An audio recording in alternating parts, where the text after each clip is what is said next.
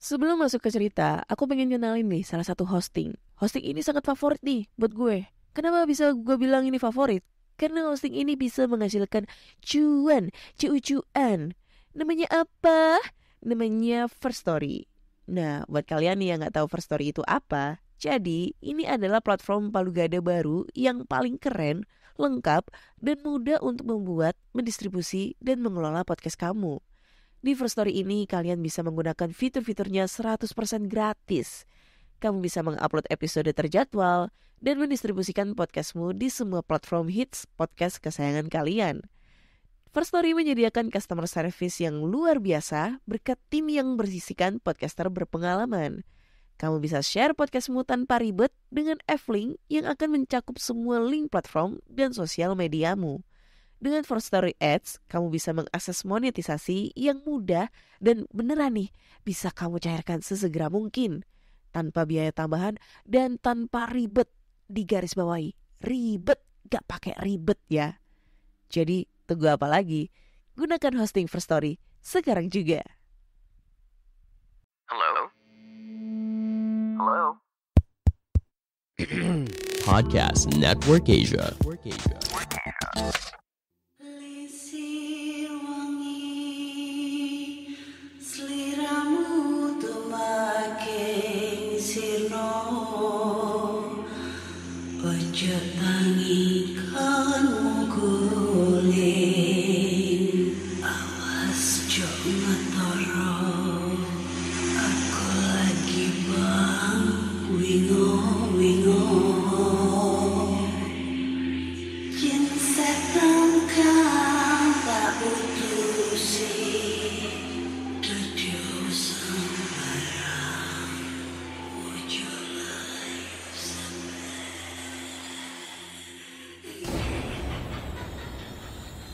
Hai Rek, ya apa kabar? Ketemu lagi dengan aku si Ana di podcast kisah horor. Kita bertemu di episode 184. Dan di episode kali ini aku akan membacakan cerita horor ataupun email berhantu yang sudah dikirimkan teman-teman melalui podcast kisah horor@gmail.com atau DM Instagram podcast kisah horor serta Google Form yang linknya tersedia di bio Instagram podcast kisah horor. Wah, kemarin seharusnya itu kan jadwalnya podcast kisah horor tuh tayang ya hari Kamis. Tapi karena gue nggak lupa hari ya. Gue kira kemarin tuh masih hari Rabu, ternyata hari Kamis. Jadinya agak terlambat gitu, mundur satu hari di hari Jumat tayangnya ya. Mungkin karena efek kecapean kali ya. Karena ini kan lagi liburan sekolah nih, ya kan anak-anak lagi liburan 2 minggu. Nah, berhubung lagi liburan daripada nganggur di rumah nggak ngapa-ngapain, gue manfaatin buat cari duit cari cuan. Jadi driver online. Gue kira ekspektasi gue itu kalau jadi driver online tuh enak banget.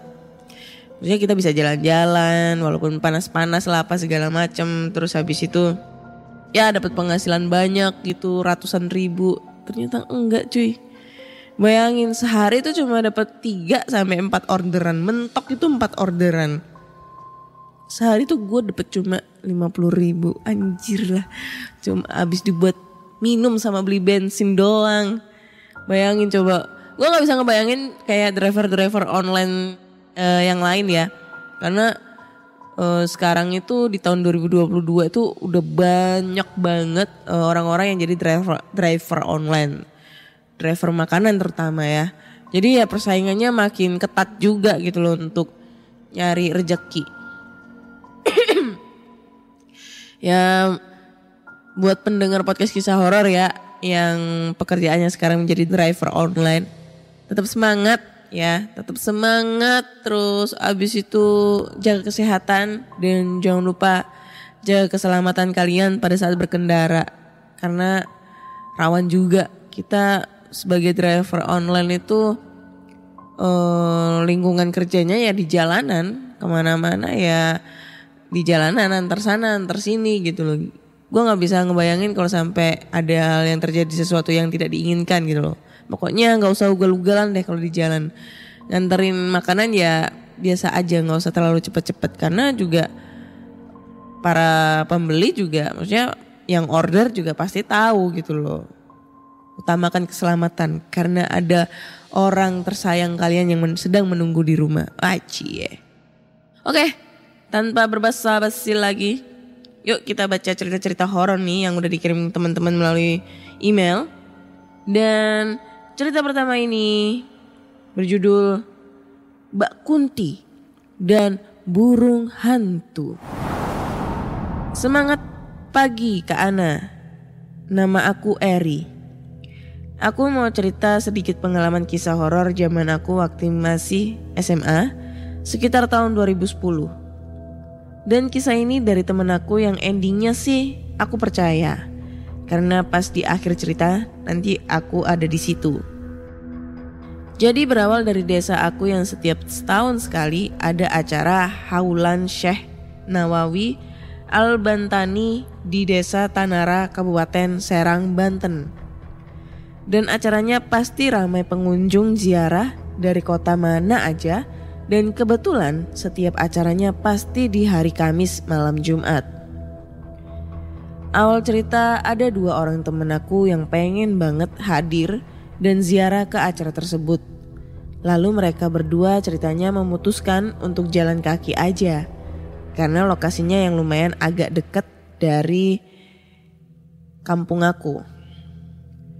Lanjut cerita, mereka ingin memotong jalan karena waktu udah mau larut malam. Takutnya acara sudah mulai sepi dan sedikit info tentang memotong jalan itu terkenal angker. Karena ada beberapa deretan rumah yang sudah tidak dihuni dan disinilah mulai ada kejadian aneh. Kedua teman aku sedang asik jalan sambil ngobrol gitu. Dan tiba-tiba temen aku yang namanya Ardi dengar suara kayak burung hantu di salah satu pohon mangga di teras rumah warga yang udah gak dihuni gitu. Kata si Ardi, "Mun, lu denger kayak suara burung hantu gak?" Temen aku yang satu namanya Makmun pun menjawab, "Iya, denger. Ya udah jangan diladenin, banyak-banyak sholawat aja," jawab Makmun. Terus si Ardi lanjut bilang, "Mun, kok suaranya makin kayak deket banget ya? Kayak ngikutin dari belakang." Si Makmun gak jawab, tapi dia langsung bilang, "Lari lari aja yuk," kata Makmun sambil ketakutan. Lalu mereka pun berlari sekencang-kencangnya. Dalam keadaan lari itu si Ardi ini sempet-sempetnya dia nengok ke belakang dan bener-bener kaget. Karena sosok burung hantu yang ngejar mereka berdua itu di punggungnya ada sosok kuntilanak sedang berdiri di atas burung itu. Kelihatan gitu, kuntilanak berdiri di atas burung hantu. Seberapa gedenya burung hantu itu? Beberapa menit kemudian mereka berdua berhenti di sebuah rumah gedung mewah. Dan mereka ngerasa kecapean dan duduk di depan gerbang rumah gedung tersebut. Dan dirasa si burung itu juga udah gak ngejar mereka lagi. Kata Ardi, "Mun, lu lihat gak? Burung yang tadi ada apanya?" Si Makmun pun menjawab, "Enggak Di, gue fokus lari aja," jawab Makmun sambil ngos-ngosan. Seketika hening sejenak. Tiba-tiba suara burung itu terdengar lagi, tapi kali ini seperti di atas kepala mereka berdua. Kebetulan yang mereka duduki itu di gerbang rumah gedong tadi ada sebuah pohon rambutan atau apalah. Yang jelas mereka berdua pas nengok ke atas tiba-tiba bukan burung tapi kuntilanak yang seperti mengeluarkan suara burung hantu gitu. Di sini si Makmun masih bisa berlari sejauh mungkin. Tapi ketika lihat kondisi si Ardi, kayaknya dia shock, gak bisa gerak gitu. Si Ardi kayak kaku sambil menatap Mbak Kunti itu. Singkat cerita, ketika si Makmun meninggalkan si Ardi sendirian di lokasi, munculnya Mbak Kunti tersebut, dia nelpon aku. Dulu kejadiannya masih HP Nokia jadul, WK. Si Makmun minta bantu jemput dia. Temen aku si Makmun itu ngomong rada gak jelas. Wajar abis kejadian kayak gitu kali ya. Ya udahlah, Aku pun akhirnya jemput dia sendirian ke lokasi si Ma'mun pakai motor lewat jalan raya. Bukan jalan motong yang tadi dilewatin Ma'mun dan si Ardi tadi. Ketika pas udah ketemu si Ma'mun, dia gak basa-basi langsung bilang, "Ri, jemput Ardi yuk." Sambil meringis, mau nangis dan kecapean gitu. Aku pun gak jawab karena bingung. Ya udah, yuk sambil boncengan si Ma'mun ke lokasi si Ardi. Dan akhirnya kita berdua ketemu si Ardi dalam kondisi tidur telentang.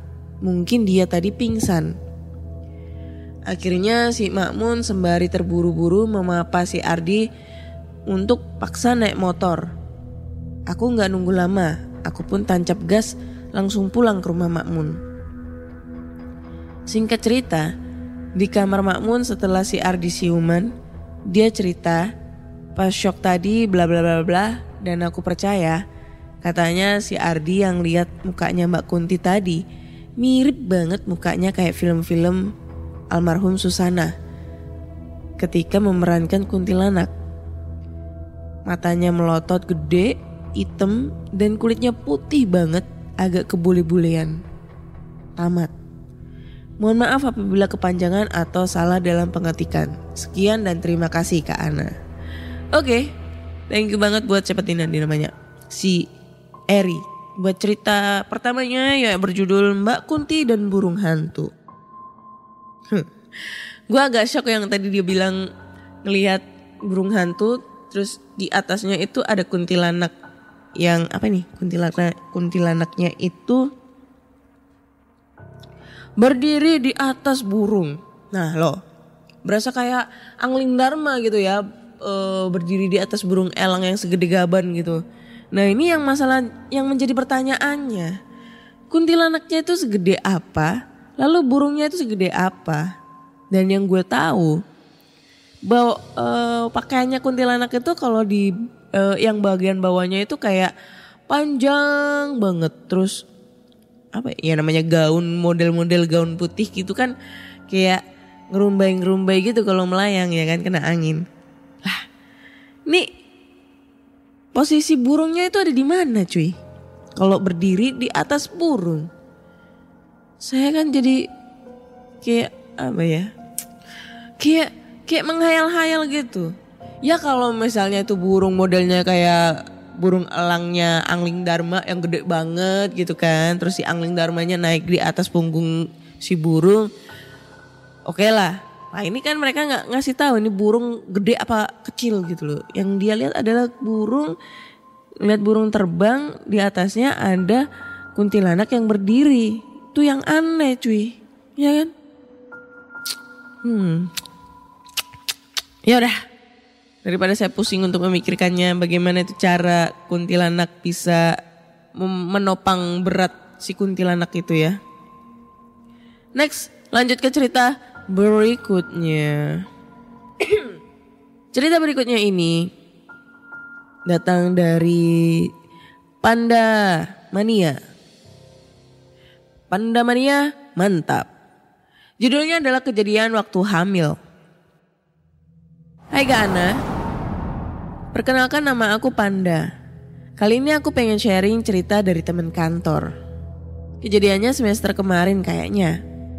Waktu itu temen aku dapat jadwal ngajar sampai jam 7.30an malam. Oh, dosen nih ya temennya ya. Aduh. Batuk cuy. Nah, berhubung hari itu dia sudah ngajar dari jam 2 siang. Habis ngajar jam terakhir, dia makan nasi dus dari rapat tadi siang. Pas lagi mamam, tiba-tiba ada suara yang gak jelas gitu. Itu cowok atau cewek, tapi jelas bilang, "Mbak, minta mbak." Pas pertama dia kaget. Dikira itu mahasiswa yang lagi ngerjain dia.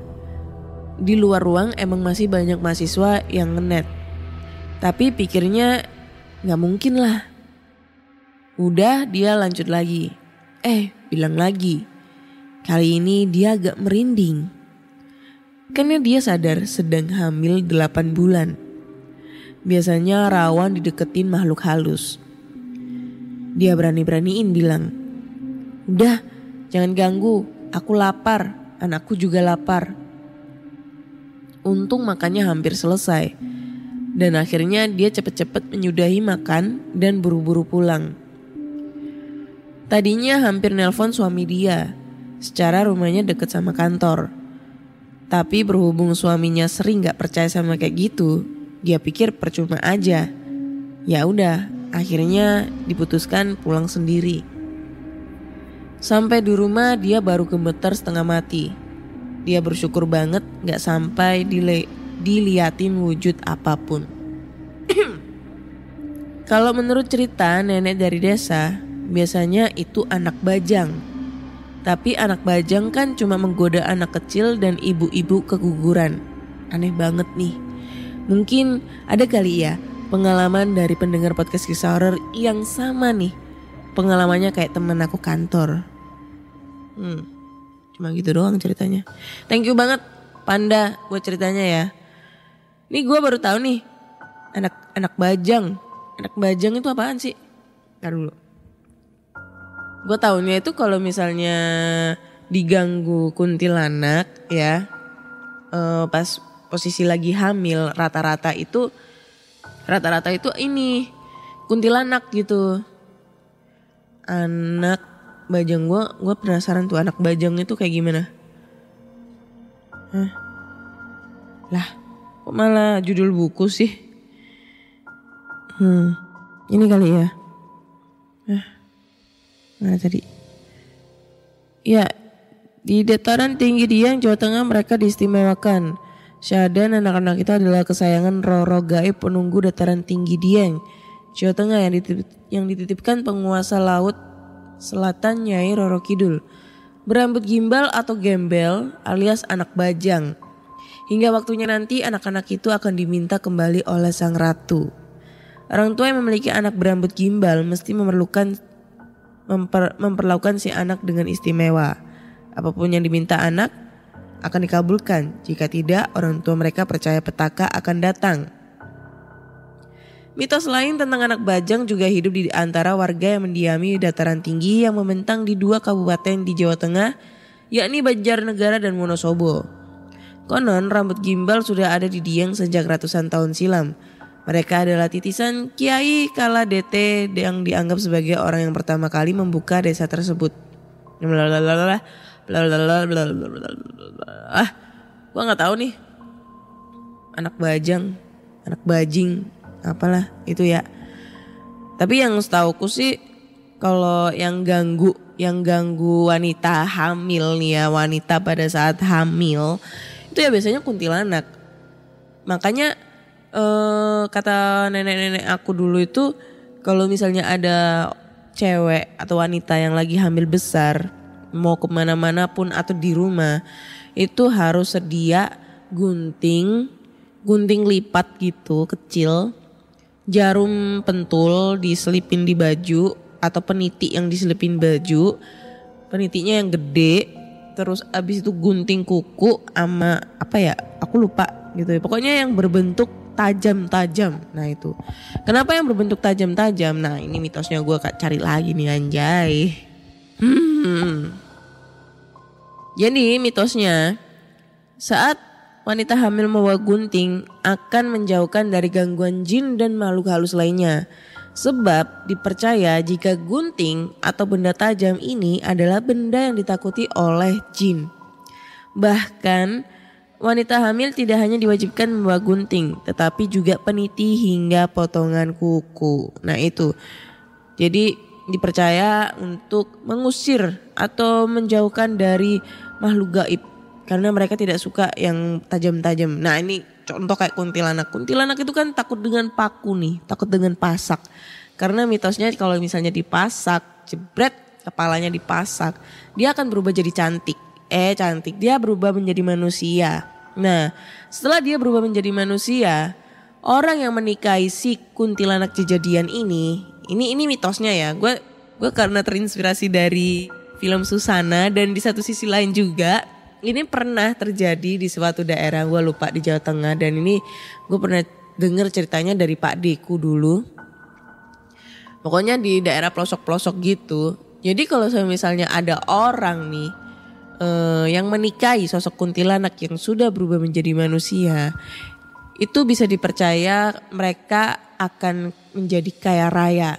Terus yang punya usahanya bakal maju pesat, bakal mempunyai ibaratnya itu perusahaannya itu bakal besar gitu. Dan warisannya nggak akan habis gitu. Tapi nih, kalau ada orang yang mengetahui kalau istri yang dinikahi itu adalah sosok kuntilanak, itu akan menjadi malapetaka. Yang pertama, mungkin kekayaannya akan hilang seketika, bangkrut dan bla bla bla.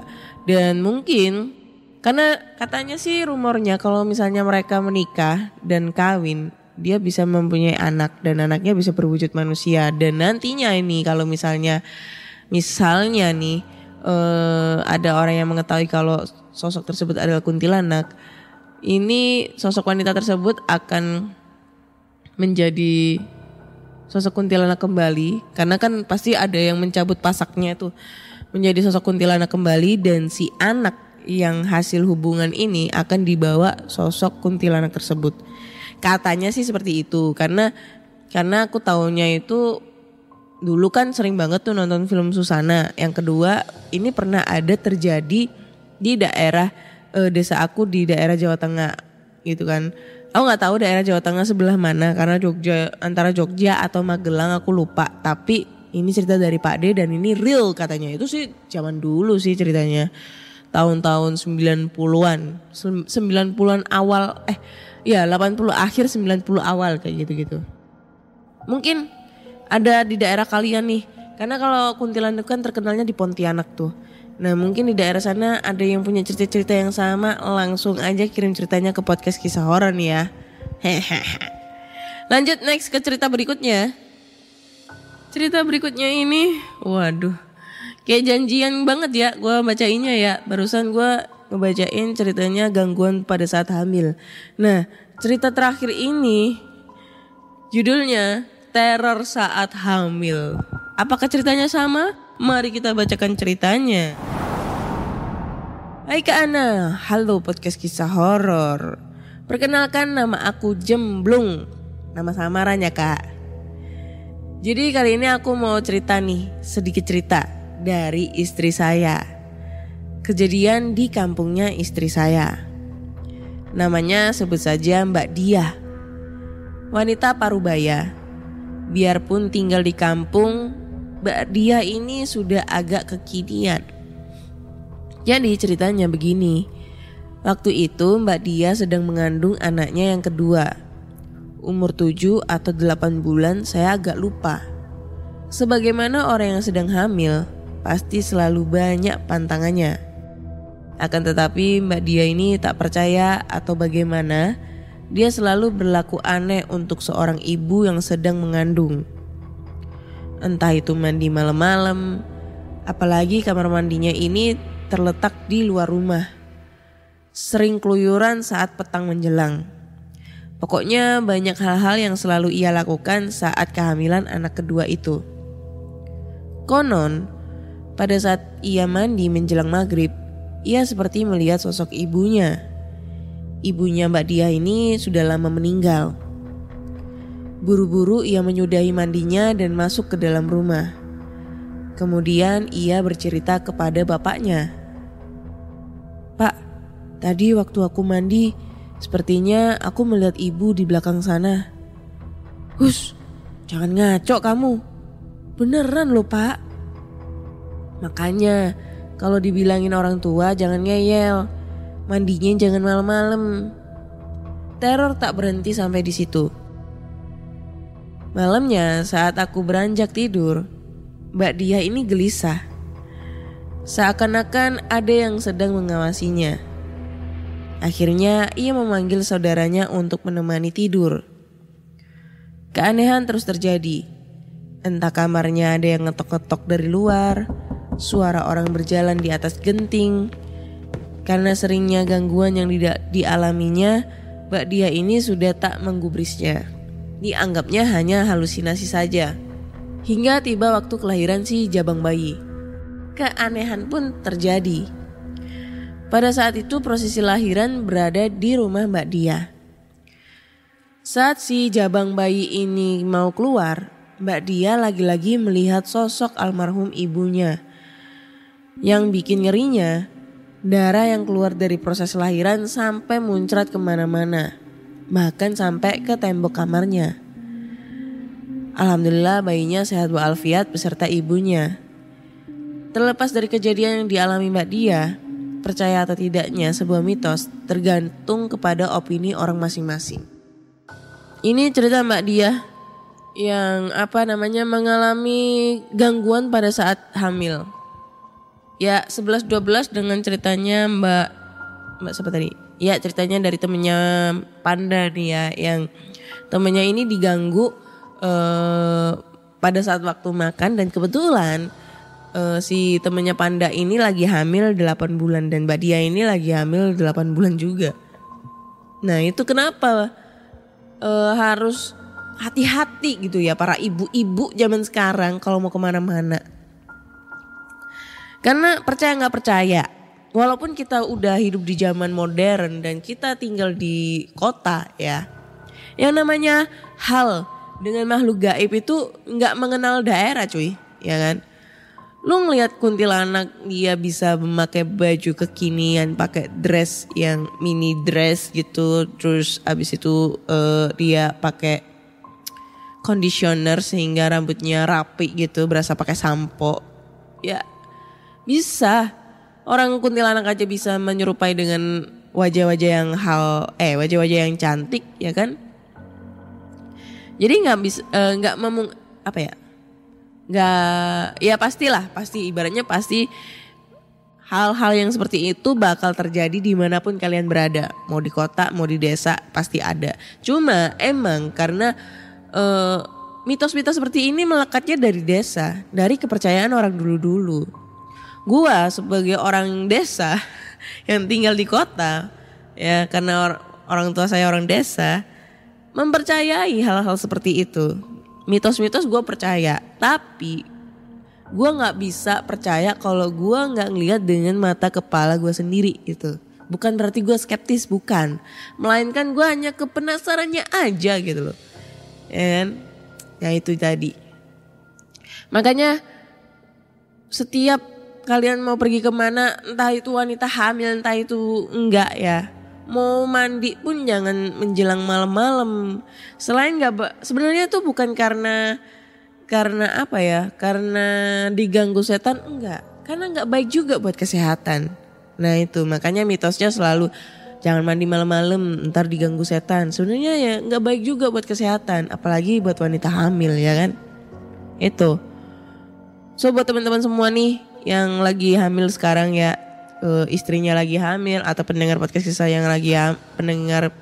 horor yang lagi hamil, ya semoga diberikan kesehatan selalu ya, dan semoga bisa lahiran dengan sehat dan walafiat, dilancarkan, dan semoga bisa menjadi anak soleh dan soleha untuk kedua orang tuanya, amin ya. Gue suka nyesek kalau ngomong kayak gini itu, kenapa? Karena gue juga pengen hamil, cuma gue bingung bapaknya siapa gitu yang mau hamilin. Mau dihamilin, tapi dinikahin apa enggak itu yang gue gak tahu itu. Sedih jadinya kalau jomblo gini ya. Oke, karena ini masih di menit 28 dan podcast kisah horor itu kayaknya kurang afdol kalau cuma selesai di menit 28. Kita tambah satu cerita terakhir lagi. Dan semoga di cerita terakhir kali ini bakal serem banget ya. Cerita terakhir ini datang dari email yang judulnya adalah Persami. Tahun itu aku sedang senang-senangnya ikut acara berkemah, naik gunung dan lain-lain. Bagiku acara camping adalah hal yang sangat mengasyikan. Sehingga aku putuskan untuk bergabung ke sebuah regu kepramukaan di sekolah. Ya semacam ekskul begitu. Hari itu saya diberitahu untuk berkumpul di base di sekolah. Saat semua sudah berkumpul, pembina menyatakan akan menyelenggarakan kegiatan perkemahan di suatu daerah. Wah, seneng banget aku. Momen yang kuidamkan datang. Saat itu sorak-sorai para anggota memenuhi base camp.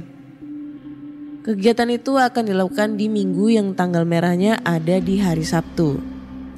Singkat cerita, aku beserta anggota lain berangkat menuju lokasi. Sepanjang perjalanan saya terus melihat keluar jendela. Makin lama rumah penduduk semakin berkurang dan digantikan oleh persawahan luas, dan semakin lama digantikan oleh rapatnya pepohonan. Setibanya di lokasi, aku turun dari kendaraan dan segera disuruh absen berbaris. Kalau dilihat, bentukan lokasinya sih nggak kelihatan seperti bumi perkemahan. Hanya ada pepohonan di kiri dan kanan, serta sebuah lahan kosong di antara pepohonan itu. Setelah baris dan absen, kami dibagi beberapa untuk membuat tenda dan ada yang mencari kayu bakar serta menimba air.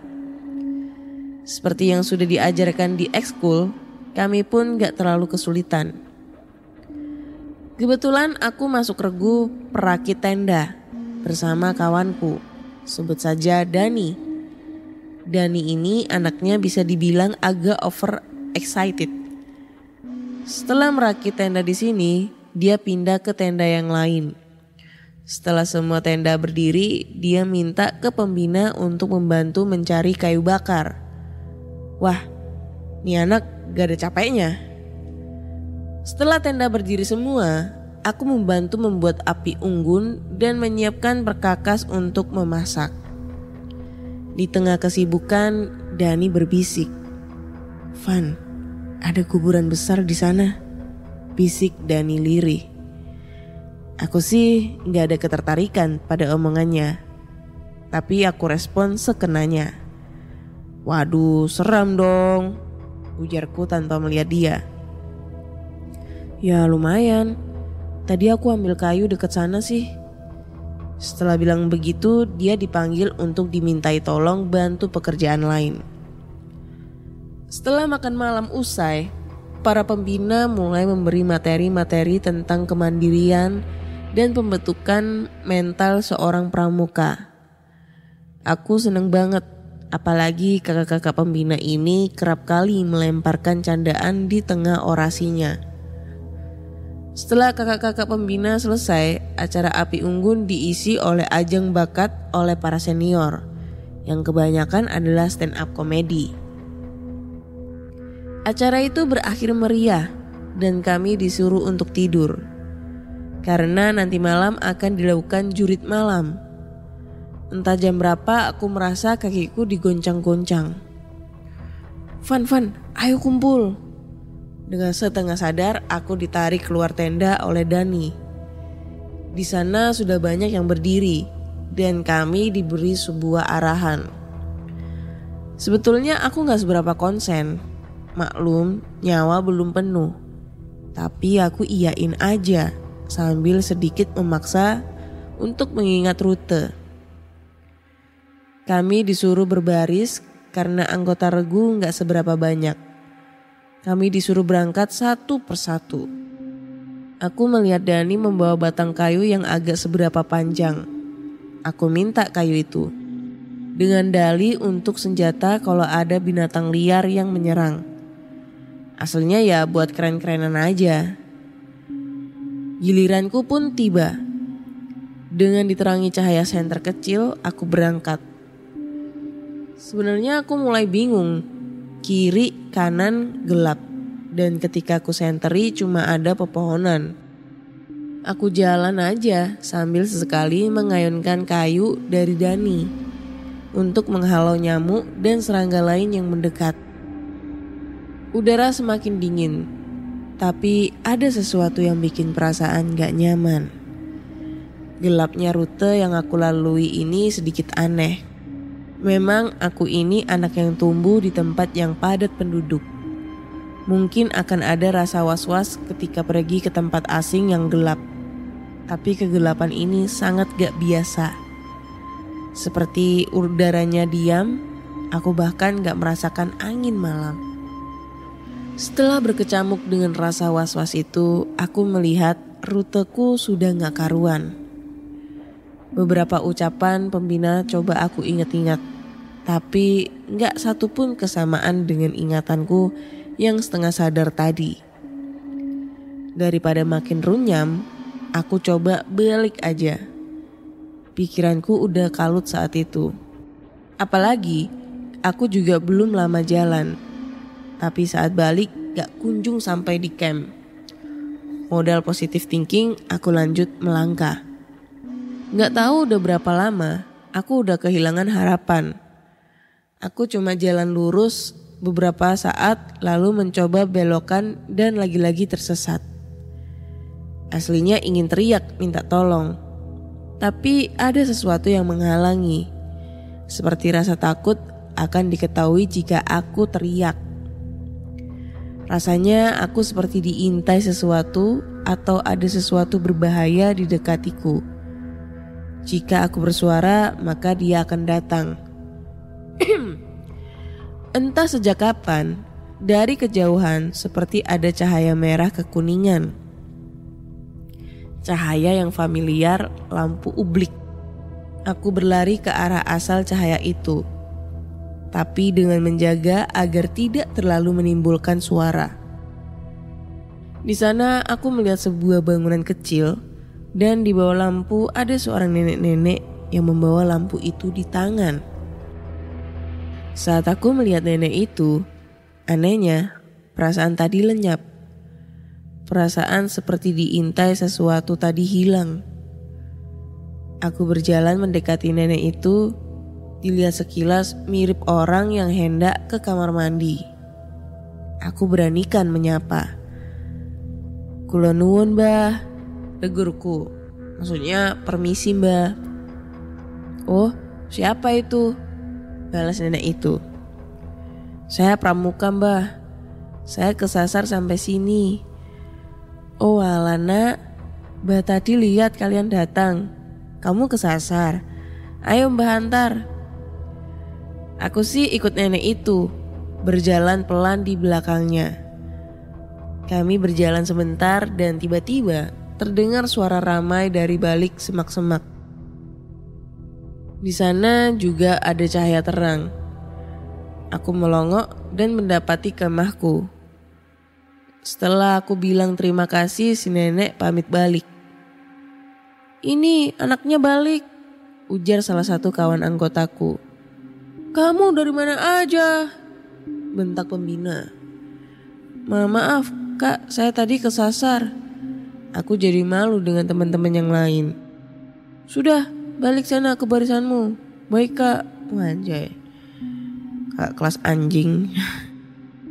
Aku berlari ke sebelah Dani. Wajahnya tampak pucat dan kaku. Sepertinya dia juga ikutan panik. Untuk mereda ketegangan, salah satu senior meminta untuk melanjutkan acara stand up.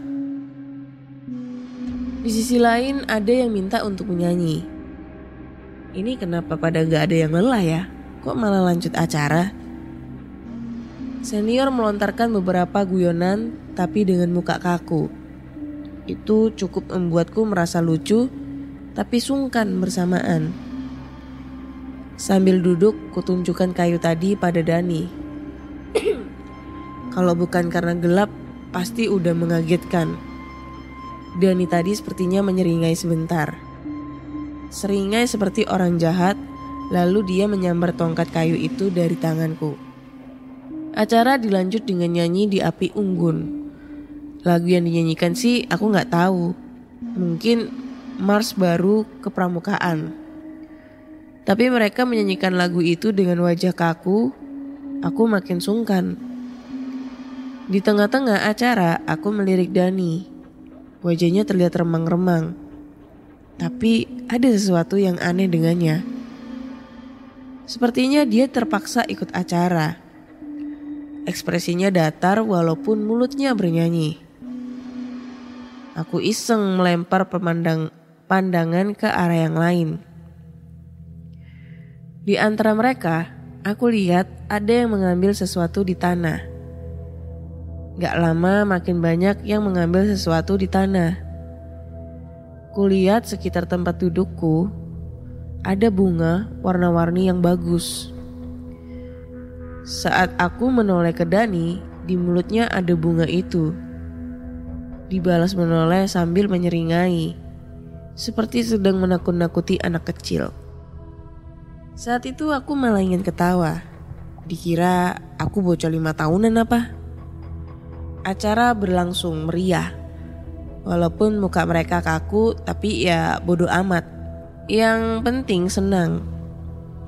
Lalu kakak pembina mengakhiri acara dengan berdoa bersama. Saat itu mereka semua menunduk, aku juga, dan dengan pelan aku membaca basmalah diiringi surat Al-Fatihah. Dani tahu-tahu menjerit kencang. Kencang banget, diiringi kawan di depan dan di belakangku. Kulihat mata mereka jadi putih, tapi ekspresinya sangat marah. Lalu semua melotot ke arahku, mata mereka semua hanya putih saja. Saat itulah perasaan takut yang ada di rute jurit malam tadi muncul. Rasa takut seakan-akan ada sesuatu berbahaya di sana. Aduh, loro. Aduh, panjang loronya soalnya. Suara Dani sudah bukan suara dia lagi. Perasaan kalut sudah sampai puncaknya. Aku berlari menerobos temanku yang lain menuju ke semak-semak tempat nenek tadi pamit. Aku berharap bertemu nenek itu untuk meminta tolong mengantar ke desa terdekat. Mereka berdiri dan dengan pelan berjalan ke arahku. Aku meloncat berlari. Van, mau kemana? Acara belum selesai, ucap salah seorang temanku yang paling depan. Ayo kita nyanyi lagi. Ayo nyanyi lagi. Hehehehe, ujar sebelahnya sambil menyeringai. Aku udah gak kuat lagi. Aku loncati itu semak-semak. Aku lari sambil mataku mencari cahaya tadi. Lampu itu sudah terlihat. Saat hendak ku dekati, tiba-tiba ada suara. Jangan! Aku kaget banget. Kulihat ada bapak-bapak gak ku kenal berdiri gak jauh dariku. Van, mau kemana? Ayo balik, acara belum selesai, teriak suara dari belakang. Sudah, jangan dengerin mereka, ikut aku. Bapak itu menarik tanganku kencang. Van, kamu ini gimana? Masa mau keluar sendiri? Ayo cepat, mereka makin dekat. Aku merasa lari sudah kencang dan jauh. Tapi saat aku melihat ke belakang, semua anggota itu berdiri gak jauh dariku. Aneh, padahal mereka cuma jalan lirih. Kalau begini cuma masalah waktu aja kami bisa terkejar. Sudah sampai, ujar bapak itu. Aku melihat lokasi yang ditunjuk bapak itu. Kosong, gak ada siapapun. Bahkan tenda juga gak ada. Tapi ada bekas api unggun. Jangan-jangan aku ditinggal. Aku sempat mikir gitu. Aku duduk mau nangis rasanya. Ini kemana semua? Aku duduk, kepalaku berat banget. Badanku capek sekali. Ketemu, anaknya ketemu. Tiba-tiba ada orang berseragam memelukku. Disusul orang berseragam lain yang bermunculan. Singkat cerita, akhirnya aku pulang ke rumah setelah sempat hilang seminggu. Anjir. Setelah itu demam seminggu juga. Pas masuk banyak yang minta diceritain. Ada yang percaya, ada juga yang gak percaya. Aku sebenarnya sempat kesana, Van, ujar Om J. Weleh, nekat kamu ya.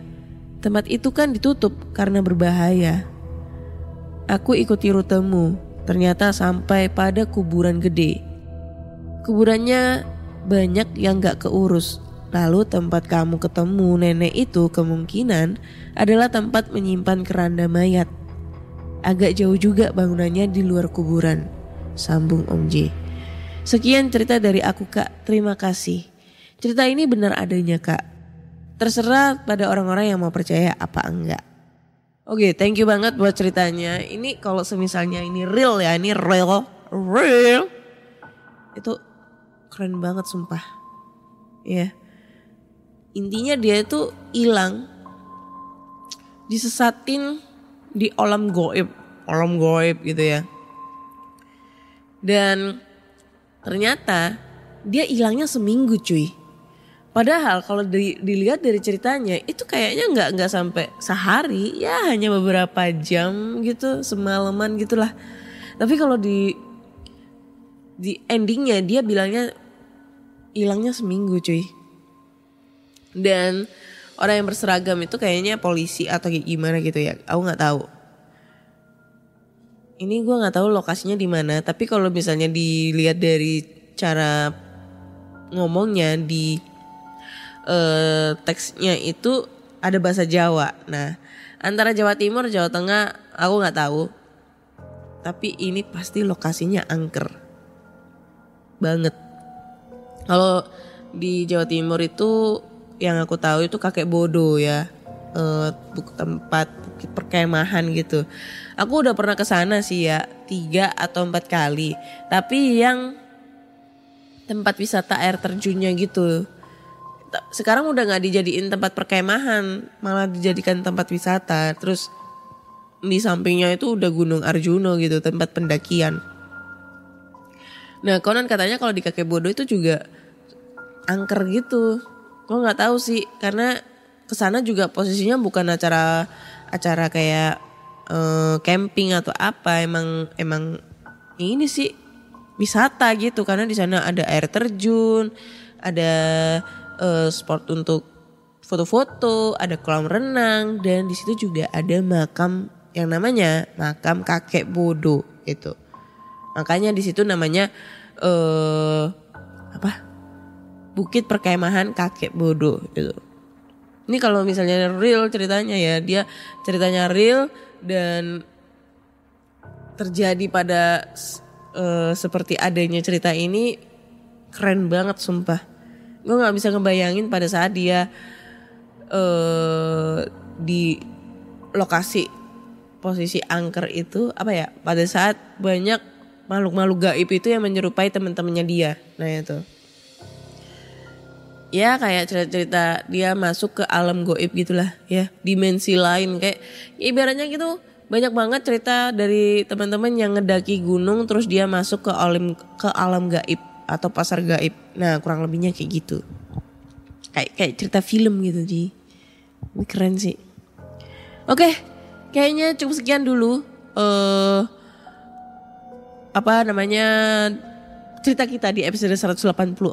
Nah buat teman-teman nih yang misalnya pengen banget ceritanya dibacain dan punya pengalaman horor nih yang jauh lebih horor dari pengalaman-pengalaman teman-teman yang sebelumnya, kalian bisa langsung aja kirim cerita kalian ke podcastkisahhoror@gmail.com atau DM Instagram Podcast Kisah Horor serta Google Form yang linknya tersedia di bio Instagram Podcast Kisah Horor. Jangan lupa dengerin Podcast Kisah Horor di Spotify, Google Podcast, Apple Podcast serta di Noise, karena kalian semua bisa dengerin Podcast Kisah Horor di platform kesayangan kalian. Jangan lupa kasih bintang 5 nih buat Podcast Kisah Horor di Spotify. Karena sekarang di Spotify kalian udah bisa kasih rating bintang terbanyak nih buat podcaster kesayangan kalian. Panjang. Akhir kata saya Ana undur diri dan sampai jumpa.